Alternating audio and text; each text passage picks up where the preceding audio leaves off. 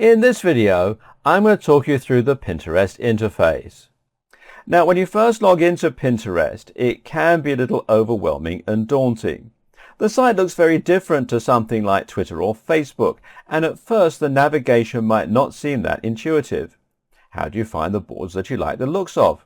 How do you find your way around? When you're first signed up and logged in, you'll be greeted by your home feed, which will take up the majority of the screen real estate. And this will consist of images and pins from top users, boards and brands. It will also include content from anyone that you might have already started following. Underneath the images are tags which work a lot like the tags on Twitter and other social media sites. You can also see the comments that were added by whoever initially uploaded the image, and you can see if you know the person who pinned it, or it might just say that it was picked for you based on your interests. From here, you can simply hover your mouse over the images that you want to find out more about, and you'll see the option to like, to pin, or to send. If you click on the image itself, it'll become full screen and you'll see the board it came from along the right, as well as more pins from the website that it was found on. Let me scroll down a bit here, and underneath you have the option to add your own comment, which may be a response to the comment that's already there, and to browse other related pins. Now, that's a lot to take on board, no pun intended. As you can see, the Pinterest learning curve is a bit steep compared to similar social media sites. Okay, let's just go back to the home page. If you want to find pins on a particular subject, your best bet is to head to the search bar at the top of the home page here. And in here, you can search for whatever it is that you're trying to find. And there are a lot of pins on here, so don't be afraid to type in something specific. You can also click this option here in order to see a drop-down list of popular tags and categories, which will help you to filter the items that you're interested in seeing. Also, you can click on the names of boards or users as you're browsing, and this will take you to their collections. Let's click on this one here to demonstrate. This is often how you discover the really great stuff. It's just a matter of trying to find someone with similar interests and taste to you, in which case you will land upon all the research and browsing they've done, which you can then use in your own projects. Let's just go back to the home page again. Now, next to the search bar is a button with your name on it and a red pin. If you click this, you'll be taken to a selection of boards. Your name will be along the top here, next to a picture of a pin. Now you can use the tabs along the top to view all your boards, all your pins, all your likes, all your followers, or everyone that you're following.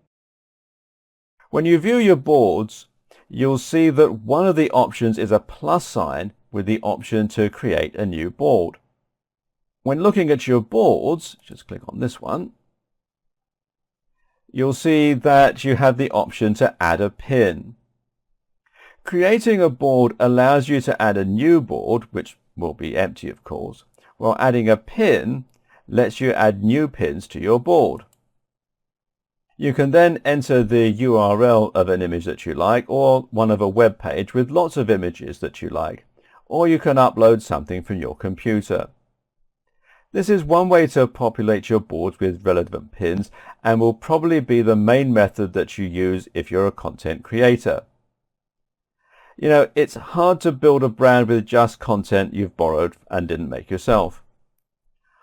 On the other hand though, if you want to add pins in the quickest way possible, you'll find the best way to do that is just to browse other users' boards and then click to repin their items to your own boards. Above your collection of boards and pins, you'll also see a button that gives you the option to edit your profile.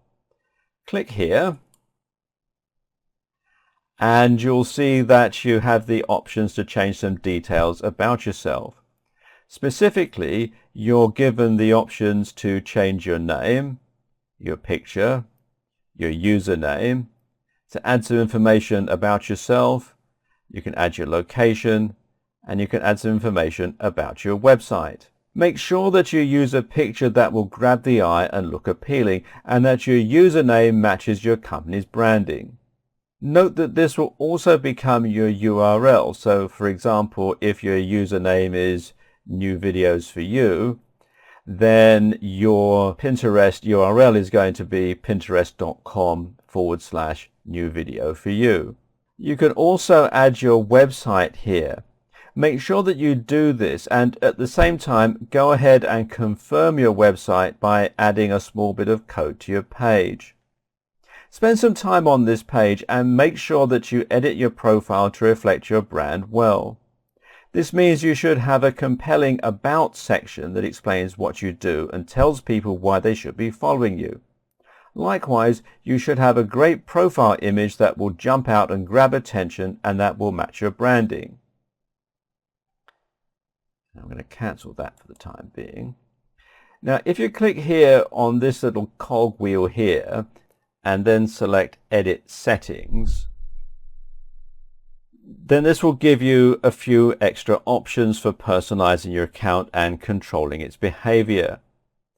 This section allows you to set your gender, to choose whether you want your profile to be searchable through Google, and you definitely do. It lets you choose how you want to receive notifications and whether you want to connect with other social accounts.